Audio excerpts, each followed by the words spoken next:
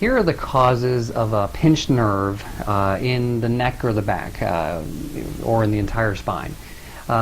There's several potential causes of it, or most common causes of it. The disc itself, if there's a disc injury, whether the disc is bulging or if there's an actual herniation itself, the nerves sit very close to the disc in the spine, and it doesn't take much of a problem with the disc to cause irritation or pressure or a pinching phenomena onto the nerve tissues. That's a very common cause of nerve pinching. The next thing would be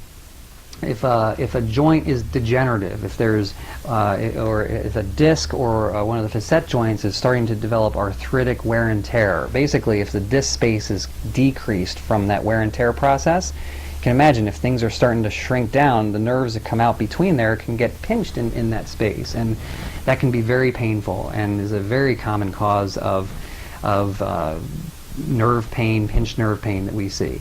The next common cause is the joints in the back part of the spine called the facet joints, which are like the hinges in the spine, can become jammed together, and the nerve, as it comes out of the spinal cord, passes very close to those facet joints, and depending on how those joints are jammed, that can many times be a source of pinching on the nerve itself. And then the last thing is, after the nerve passes out of the spine, it has to pass through a number of muscles,